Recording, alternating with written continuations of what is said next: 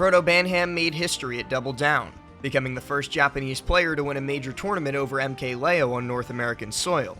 One of Smash Ultimate's few true dual mains, ProtoBanham used his Lucina and Min Min to cruise to Grand Finals on winner's side at Double Down, taking out Jake, Ken, and Leo's Corrin before his legendary clash with the MK Robo in Grand Finals. ProtoBanham has been a force in Smash Ultimate since the game's launch, appearing at 23rd on the PGRU V1 and 19th on the PGRU V2, but he's really established himself as part of Japan's elite in the post-lockdown era. And with his ascension on the North American major stage this past weekend at Double Down, it's time to consider him part of the world's elite as well. Today, we'll take you through Proto's rise to prominence and dive deep into how he uses the game beyond the game to enhance his already impressive skills on the sticks.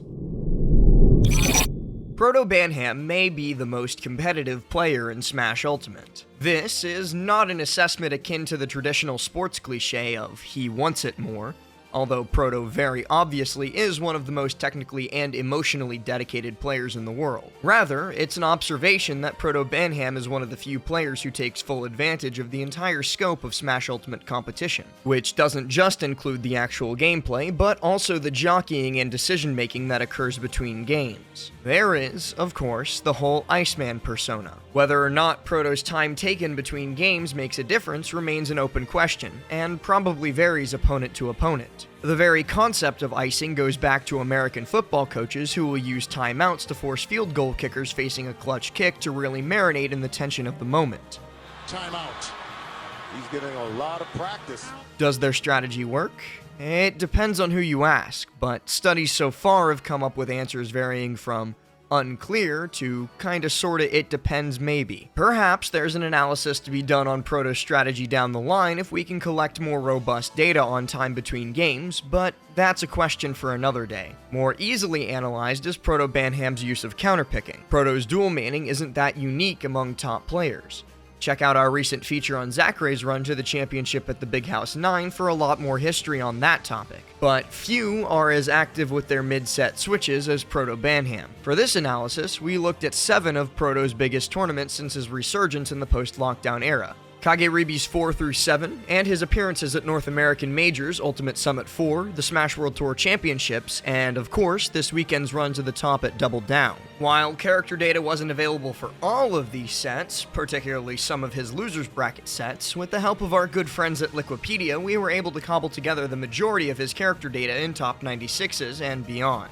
Before we get to the data, let's clarify some terms. We'll use the phrase stock differential to refer to the stock count from Proto's point of view for each match. So a +1 means he won last stock, +2 means he 2-stocked his opponent, and -2 means he got 2-stocked. Simple enough. That's still a step away from the number we care about though, the change in stock differential. If Proto loses a game by a stock, but then wins the next game by 2 stocks, the change in stock differential is +3. If he wins by 2 stocks, then gets 3 stocked in the next game, the change in stock differential is -5, and so on and so forth. Game 1s are not going to be counted for this analysis, as there's no previous game. Now, finally, that sweet, sweet data. Across the 7 tournaments we covered, Proto played in 110 non-game 1s with character data. In 80 of those games, he opted to stay on his original character. Proto played well in these games with a set count of 50 and 30, or 62.5%.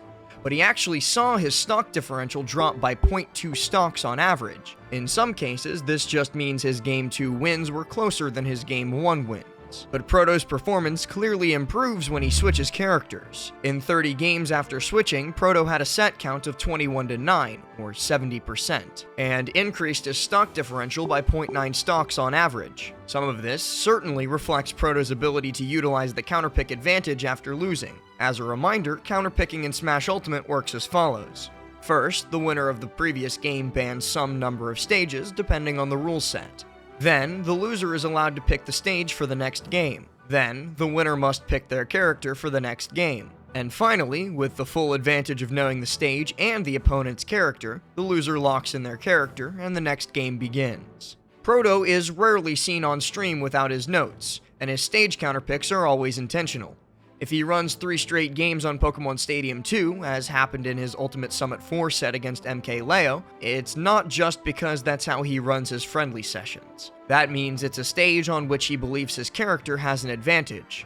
Indeed, in Game 3 of that set, ProtoBanham recovered from a 2-stock loss as Lucina to 2-stock Leo with the Min Min. The stage layout meant that regardless of whether or not he was in the corner or center stage, Proto always had a platform to utilize as cover, and the big stage floor allows for some massive strings. He also had the element of surprise, as a big reason why this edgeguard was successful is that Leo would have no reason to fear air dodging to the ledge against Lucina from this distance. Disadvantage play in particular requires snap decision making, sometimes so quick that it's subconscious, and Leo's subconscious may still have been in Lucina mode, costing him an early stock. But these numbers do not solely reflect the counterpick advantage. Let's isolate the data to solely games in which ProtoBanham had previously lost and therefore held counterpick advantage. Having the counterpick advantage means that Proto lost the previous game, so in order to win, he needs to force at least a 2-stock swing in these situations. He played better on the counterpick when he stayed,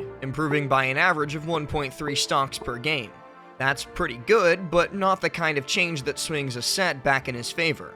So, how did Proto do when switching? On average, he forced a plus 2.1 stock swing, enough to turn any close loss into a win. Remember, every single mark on this chart represents a game that Proto was coming into after a loss, so there was no easy competition here. Despite that, he still managed a ridiculous 13-4 game count, which is a 76.4% win rate. And you can see that he forced some big swings in these games. We already talked about this one. That's the 4-stock reversal that put Proto ahead 2-1 against Leo at Ultimate Summit 4. This one was also against MKLeo, in Winners Finals at Double Down. Like at Summit, this game came after a failed Lucina game in which Leo was able to walk away with a lot of confidence. Lest we forget, Game 1 of Winners Finals at Double Down was such a beatdown that there was a legitimate chance for the rarely seen JV4, Smash's flawless victory. Game 2 started and Leo was still clearly in Lucina mode. One wrong move off stage and his first stock was gone, giving Proto the opening he needed to play safe and hold on to tie the set. It's an eerily similar opening to Game 3 at Summit 4. Here again, Leo got caught antsy off stage as Proto's Min Min placed a hitbox in a spot Lucina could never touch in a million years, and he dropped his stock incredibly early as a result. Let's take a look at one final tool in Proto's kit, the double switch. Often, Proto is able to feel out the character he needs for a set after one switch, but across these 7 tournaments, we found 8 cases of Proto switching in consecutive games.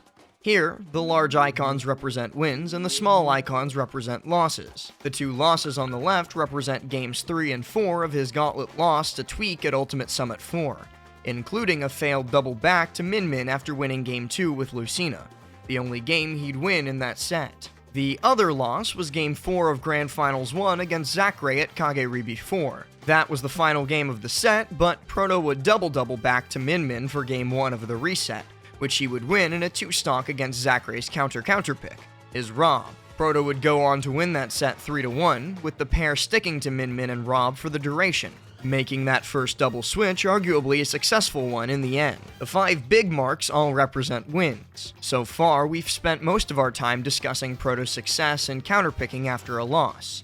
2 of these double switches, notably, came after victories, where the opponent held the counterpick advantage. In Winners Finals of Kageribi 4 against T, Proto was able to win with Min Min in Game 2, Lucina in Game 3, and finally Min Min in Game 4 to take the set. It's worth noting the stages here as well. Proto played Lucina on the cramped space of Smashville and used Min Min on the more open Pokemon Stadium 2 and Final Destination. The other victorious double switch after a win came after Smash Ultimate Summit 4's commentary crew had confidently dismissed the very possibility of Proto's Lucina returning to the fray. We already covered how Proto was able to use a double switch to Min Min to take a 2-1 lead in that set. That's our friend up there in the top left. He triple switched to Lucina and shocked everybody, even with Leo taking him to Town and City, a stage he loves as Min Min. Leo had the advantage for most of the game, but Proto's character knowledge with his original main shined. He was able to catch a vicious up B into ledge drop back air combo to snatch the game from the jaws of defeat and win the set. Then, the biggest win of his career. Proto's 5-3 record in this situation may pale in comparison to some of the data slices we've looked at earlier, but given the context, late bracket sets against some of his top competition in Leo, Zachary, and T, it still stands out. For all we've talked about Proto's use of counterpicking though, it would be for nothing if he didn't have the skills to be one of the world's best players with both Lucina and Min Min separately. Proto beat Jake at Double Down with solo Min Min, did the same to Tweak at Summit 4, and his wins over Yoshidora and Kageribi 4 and Base Mage at Summit 4 came with solo Lucina. And, of course, his greatest achievement yet, his win over MK Leo, came after he won Grand Final Set 2 with solo Min Min. All of this is to say, ProtoBanham's success is the result of a two-pronged approach. His run to the top was partially the product of the work he has put in to become one of the most skilled players in the world, a master of spacing with two of the characters best equipped to take advantage of that variability. It also reflects his knowledge of all aspects of Smash competition. Proto understands that competition does not pause after the win screen comes up, and right now, nobody's doing more to make sure the decisions between games put them in the best position to ensure the next win screen that comes up will be theirs. ProtoBanham now returns to Japan a champion. But the Smash world doesn't stop spinning here. We're less than 2 weeks away from the next Panda Cup event, Smash Factor 9 in Mexico, where 2 more spots at the Panda Cup finale will be up for grabs. We're also hard at work on the PGR UV3 coming up this August. Subscribe to the channel for all the updates you'll need on the PGR, as well as analysis of the last season's worth of results coming soon. I've been Last, I do so hope you've enjoyed this video, and as always, I'll see you next time.